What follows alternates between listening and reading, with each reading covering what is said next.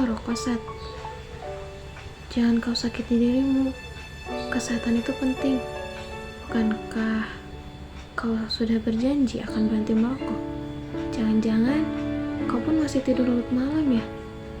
Kasihani badanmu, sayangi hidupmu. Sudahlah, hidup normal saja. Seretetan pertanyaan tidak juga membuat Satria menjawab. Dia bingung, tidak hanya keluh. Dia sangat mencintai kekasihnya.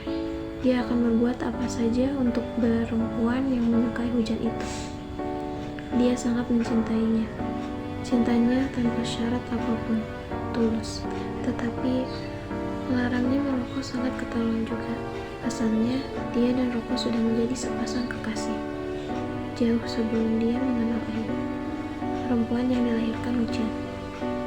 Seperti biasa, percakapan mereka didominasi dengan diam. Hanya diamlah bahasa cinta mereka. Sepertinya cinta tidak harus diungkapkan dengan kata-kata.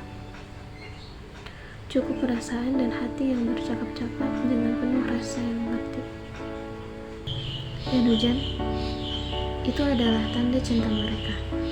Ayu, perempuan yang dilahirkan hujan, dan Satria adalah syarat tentang hujan itu. Satria kini merasa sendiri ketika kemarau yang sudah berbulan itu melenyapkan Ayu. Perempuan itu kini menjadi hujan seutuhnya. Dia dibawa udara menjadi uap air, melayang dan kekal bersama awan dalam komposisi yang sempurna. Dia akan diturunkan dimanapun yang dia mau. Dia akan menjadi apapun. Dia akan turun menjadi titik gerimis, menjadi hujan deras, menjadi putih salju, bahkan menjadi hujan petir dan angin. Ayu sudah pergi bersama hujan, meninggalkan Satria dengan penyakit paru-paru yang parah. Bulan ini Satria menunggu hujan. Dia ingin bertemu dengan Ayu, tetapi ini bulan Juli. Katanya tidak akan ada hujan turun. Benarkah? Satria kecewa. Dia berharap bertemu Ayu dengan biang lala yang indah. Barangkali Ayu sudah lupa dengan dirinya, pikir Satria. Kekasihnya, kesatrianya, ramanya, Pandawanya, Rana Citranya, Romeo-nya, isyarat hujannya. Satria makin terhenyak dengan kekecewaan itu. Dia akan berusaha menemui Ayu dengan cara apapun. Warga desa Cisupa sudah menganggap Satria gila, tidak waras. Harusnya dia dipasung supaya tidak menakuti anak-anak desa, kata orang-orang desa. Ibu Satria selalu menasihati anak sematawayangnya kalau Ayu bukan anak sang hujan. Ayu manusia biasa. Dia tidak berubah menjadi titik air. Ayu seorang perempuan desa yang lugu. Dia sudah meninggal. Ayahnya sering memarahi anaknya itu karena sering bertingkah sangat aneh. Ketika hujan turun, dia akan berlari menjemput hujan dengan senangnya. Bahkan, tidak jarang dia telanjang. Dia tersenyum, dia tertawa, kemudian dia menangis. Semua hanya dalam hujan. Di luar suasana hujan, dia akan kembali normal sama halnya dengan orang. Hidup biasa, menjadi Satria, sarjana lulusan Fakultas Hukum,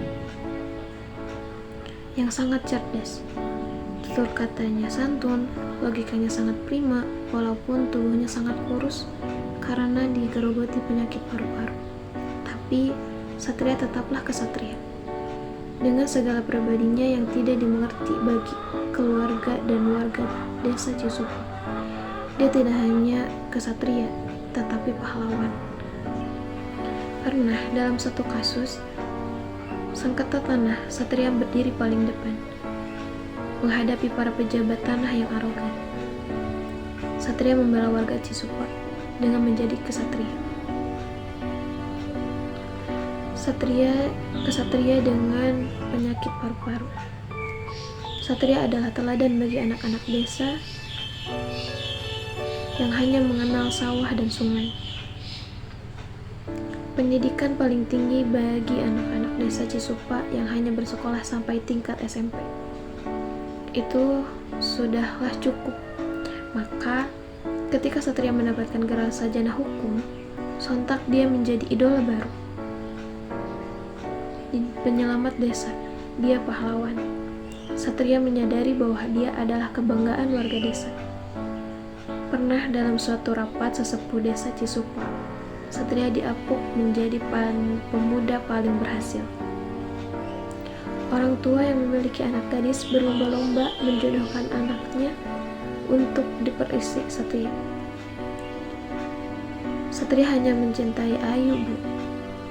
Biarkan saja gosip itu beredar. Satria akan tetap menunggu Ayu, ungkap Satria pada suatu waktu. Ayu adalah anak perawan Pak Hamid, pensiun tentara yang kini lebih tenang bekerja sebagai petani. Banyak gosip miring tentang Pak Hamid. Konon Pak Hamid adalah tentara yang desersi. Dia kabur dari medan perang, atau bahkan ada gosip yang lebih dahsyat lagi perihal Pak Hamid yang tinggal di desa Cisupa berdua dengan Ayu saja. Pak Hamid itu bukan pensiun tentara loh, posturnya saja pendek.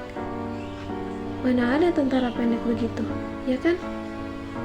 Begitu banyak cerita mengenai keluarga Pak Hamid. Dan tentu saja Ayu yang katanya anak jadah, anak haram, anak di luar pernikahan, anggapan-anggapan miring itu seringkali tidak dianggap apa-apa oleh Satria. Dia bergeming, cintanya pada Ayu tidak bisa disubstitusi dengan apapun. Kapan dan bagaimanakah Satria bertemu Ayu? Inilah takdir yang maha baik. Tuhan mempertemukan mereka di bawah rintik hujan. Ayu sangat mencintai hujan. Semua warga Cisupa mengetahui itu. Apabila hujan tiba, maka sudah dapat dipastikan Ayu akan dengan gembira berada di bawah rintiknya. Ayu akan berlama-lama berada dalam basahnya hujan. Ayu memang perempuan yang dilahirkan hujan. Mungkin itulah julukan warga desa Cisupa, karena dilihat dari asal usul Ayu yang tidak jelas. Dia tidak pernah mengenal sosok ibu. Konon, ibunya adalah bidadari yang mandi di sebuah telaga. Kemudian, Pak Hamid, ayahnya Ayu, mengambil selendang bidadari tersebut. Untuk itu, mereka mengikat janji menikah dengan sebagai suami istri. Hingga Ayu lahir. Setelah itu, bidadari itu akan kembali melesat ke kayangan, kembali menjadi hujan. Satria tidak gila, Bu, ucapnya ketika sang ibu berlinang air mata sambil sesekali mengusap kepala sang anak. Satria sedang menyebut Ayu, Bu. Suatu hari nanti Satria juga akan berubah menjadi hujan. Begitulah yang dikatakan Satria kepada ibunya yang memang sangat mencintai anaknya tersebut. Anak yang dulu sangat dielulukan sebagai pelita dalam keluarga. Sosok Satrio Piningit, sang pembawa kebahagiaan dan pahlawan dalam keluarga. Konon, itulah salah satu alasan mengapa ayah Satria menamakannya Muhammad Satria. Ayahnya membela mati-matian menyekolahkan Satria sampai menjadi sarjana hukum, menjual sawah, menjual ternak, menjual hasil panen, sampai menggadaikan harga diri demi sekolah Satria. Dia ingin anaknya menjadi seorang sarjana. Ya, sarjana. Tanpa dia mengerti apa makna sarjana itu. Suatu hari, hujan lebat mengakibatkan banjir di desa Cisupa. Hujan bahari membuat tanggul sungai jebol. Air mengenangi desa Cisupa. Baru kali ini desa itu banjir hebat. Sebagian warga mengungsi di balai desa dan kecamatan. Akibat dari banjir itu, 5 orang hanyut dan belum diketahui nasibnya. Puluhan rumah terendam banjir. Puluhan anak-anak kehilangan harapan untuk bersekolah karena sekolah dasar satu-satunya yang berdiri di atas tanah di bantaran sungai hanyut entah kemana. Sekolah itu hanyut tanpa bekas, tanpa jejak.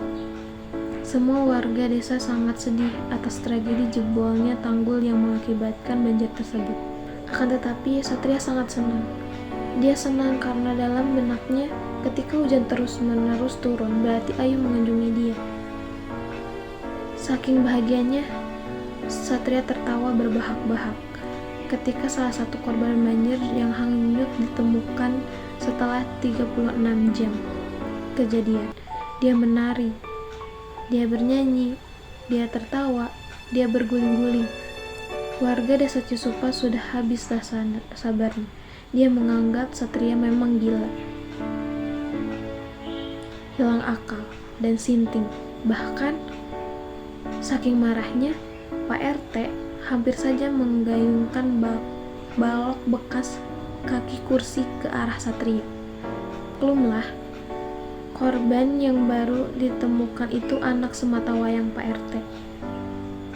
Untung saja ribut-ribut itu dapat dilerai oleh warga yang masih memaklumi Satria. Demi cintanya pada Ayu, Satria mampu menjadi apapun, menjadi siapapun. Hujan deras berhari-hari itu membuat Satria merasa bebas, melayang, trance. Hujan itu membentuk bayang-bayang lala yang begitu menariknya, begitu berwarnanya, begitu mengesankannya. Di dalam hujan tersebut, Satria sungguh melihat Ayu. Ayu turun dengan gaun berwarna ungu. Dia turun melalui titik hujan yang begitu rinainya. Turunnya teramat mempesona Satria. Alam mendadak berhenti berpusing. Dia mengembang di antara galaksi-galaksi yang mengalir. Biarpun hanya dalam pandangan seperti bunga yang kehilangan wangi dan layu demi menggumarkan kelopak-kelopaknya, Satria menari dengan kesadaran sang sufi, dengan anggur kasih. Cintanya kepada Ayu membuatnya semakin bergairah. Dia bersemangat berputar-putar sambil mengadah kepala, menikmati setiap tetesan air yang mengguyur tubuhnya. Dia kuyup. Dia orgasme. Hujan reda. Satria merasakan kepalanya begitu pusing. Kedua matanya berkunang-kunang. Sayup-sayup terdengar suara ibunya. Parau memanggil-manggil namanya. Badannya begitu lemah. Tenggorokannya tercekat. Sulit menjawab panggilan ibunya. Di sekeliling, dia melihat biang lala yang indah dan terlihat Ayu turun dengan gaun berwarna ungu. Dia tersenyum. Seperkian detik, Satria merasakan semua mendadak menjadi gelap. Gelap segelap-gelapnya. Diiringi tangis ibu Satria, warga desa Cisupa merelakan kepergian korban jebolnya tanggul yang belum ditemukan dari banjir 7 hari yang lalu itu. Jadilah hujan itu, nak. Berikanlah hujan itu untuk Ayu, ucap ibu Satria di tengah tangisnya.